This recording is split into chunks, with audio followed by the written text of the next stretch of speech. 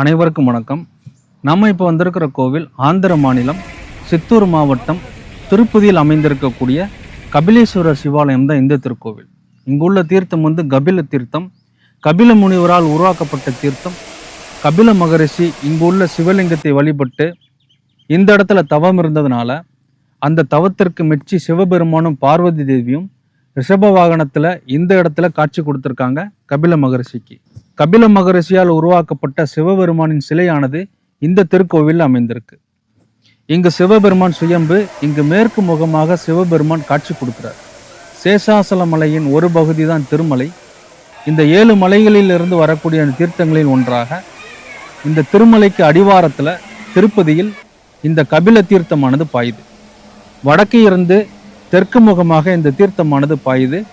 மலையிலிருந்து வரக்கூடிய இந்த தீர்த்தத்தை அடிவாரத்திலிருந்து பார்க்கும் பொழுது பிரம்மா, விஷ்ணு, சிவன் அப்படின்ற தன்மையில் 3 தன்மையாக இங்கு மேலே இருந்து வரக்கூடிய அந்த தீர்த்தமானது தேங்கி மறுபடியும் இன்னொரு இடத்துல தேங்கி மறுபடியும் அடிவாரத்தில் தீர்த்தமாக கபில தீர்த்தமாக இங்கே அமைப்பது.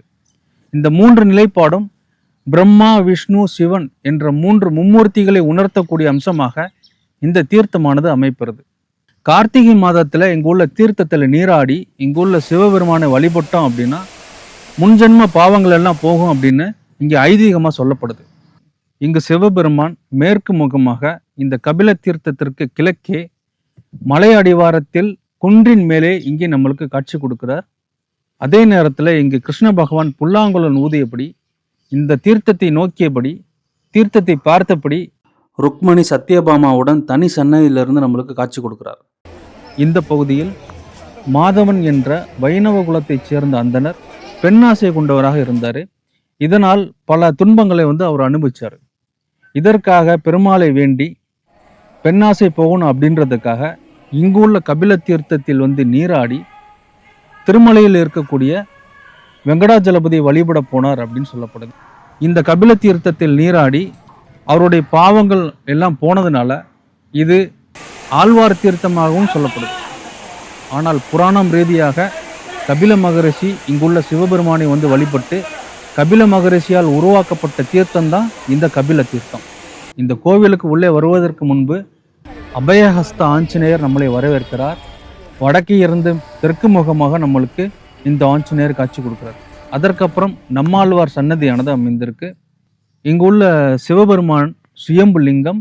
இங்குள்ள சிவலிங்கத்தை கபில மகரிஷி, காமதேனு, அக்னி பகவான் வழிபட்டிருக்காங்க. ராஜராஜ சோழனால் திருப்பணிகளானது செய்யப்பட்டிருக்கு. அதுக்கப்புறம் விஜயநகர மன்னரால் இந்த கோவில் திருப்பணிகளானது செய்யப்பட்டிருக்கு. சுமார் 1000 ஆண்டுகளுக்கு முற்பட்ட ஒரு பழமையான சிவாலயம். திருப்பதிக்கு நீங்க வந்தீங்க அப்படின்னா இங்குள்ள சிவபெருமானை வழிபடாம வந்துடாதீங்க. ஏன்னா இந்த கோவில் ரொம்ப புராணமான ஒரு கோவில். ரொம்ப யுகங்களை கடந்த யுகங்களுக்கு முற்பட்ட ஒரு சிவபெருமானாக இங்கே நம்மளுக்கு மேற்கு முகமாக காட்சி கொடுக்கிறார். எப்போவுமே மேற்கு பார்த்த சிவபெருமானை வழிபடுவது ரொம்ப அரிது. அப்படி மேற்கு பார்த்த சிவபெருமானை வழிபட்டோம் அப்படின்னா 108 சிவாலயங்களுக்கு சென்று சிவபெருமானை வழிபட்டதற்கு சமமாக சொல்லப்படுது. அப்படிப்பட்ட ஒரு சிவாலயமாக எல்லோரும் வழிபடக்கூடிய ஒரு முக்கியமான சிவாலயமாக இந்த திருத்தலம் அமைந்திருக்கு. இந்த கோவிலில் பார்த்தீங்கன்னா அதிகமான மழை பெய்யக்கூடிய காலங்களில் இங்கு குளிப்பதற்கு அனுமதி கிடையாது.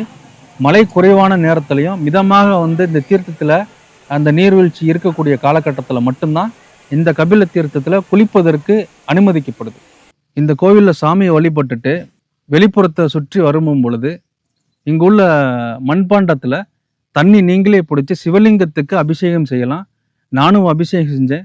நீங்கள் இந்த திருக்கோவிலுக்கு வரும் பொழுது அபிஷேக பிரியரான சிவபெருமானுக்கு இந்த அரசமரத்துக்கு கீழே இருக்கக்கூடிய அந்த சிவலிங்கத்திற்கு சிவபெருமானுக்கு நீங்களே அபிஷேகம் செய்யக்கூடிய ஒரு பாக்கியமும் இந்த இடத்துல நீங்க கிடைக்கும். இங்க நாகருக்கும் நந்தி பெருமானுக்கும் சிவபெருமானுக்கும் நீங்களே உங்க கையால அந்த நீரினை இங்குள்ள சிவபெருமானுக்கு அபிஷேகம் செய்யலாம். அப்படி ஒரு சந்தர்ப்பமானது இங்குள்ள சிவபெருமான் உங்களுக்கு கொடுப்பாரு. கபில மகரிஷி இங்குள்ள சிவபெருமானை வழிபட்டிருக்கார். காமதேனு பால் சுரந்து பூஜித்த சிவலிங்கம், அக்னி பகவானால் வழிபட்ட சிவலிங்கம். இப்படி தனி சிறப்பு கொண்ட சிவாலயமாக இந்த கபிலேஸ்வரர் சிவபெருமான் மேற்கு முகமாக சன்னதியிலிருந்து இந்த திருப்பதியில் நம்மளுக்கு அருள் பாலிக்கிறார். திருப்பதி பஸ் ஸ்டாண்ட்லேயே நந்தி ரவுண்டானம் அப்படின்னு சொல்லி 30 ரூபாய்க்கு டிக்கெட் எடுத்தீங்க அப்படின்னா திருமலை போகக்கூடிய பஸ்ஸில் ஸ்டாண்டிங்கில் வந்து இந்த இடத்துல வந்து இறங்கிக்கலாம். இந்த நந்தி ரவுண்டானத்தில் இறங்கி சொற்பமாக ஒரு 500 மீட்டர் தூரத்தில் தான் இந்த கபிலேஸ்வரர் சிவாலயமானது அமைந்திருக்கு. திரும்பி வரக்கூடிய ஒரு சந்தர்ப்பத்தில் நீங்கள் ரன்னிங்லேயே வந்து ஷேர் ஆட்டோ இருக்கும். அந்த ஷேர் ஆட்டோ மூலமாக வந்து திருப்பதி பஸ் ஸ்டாண்டை வந்து அடைஞ்சிக்கலாம். நடை திறந்திருக்கும் நேரம் வந்து பார்த்தீங்கன்னா 5 மணிலேருந்து சாயந்தரம் 4 மணி வரைக்கும் இங்கே நடை திறந்திருக்கும் அப்படின்னு சொல்கிறாங்க. அதுக்கப்புறம் 4:30லேருந்து 9 மணி வரைக்கும் இங்கே நடை திறந்திருக்கும். எல்லோரும் வந்து வழிபடக்கூடிய ஒரு முக்கியமான சிவாலயம். மீண்டும் உங்களை நான் வேற ஒரு சிவாலயத்தில் சந்திக்கிறேன். நன்றி, வணக்கம்.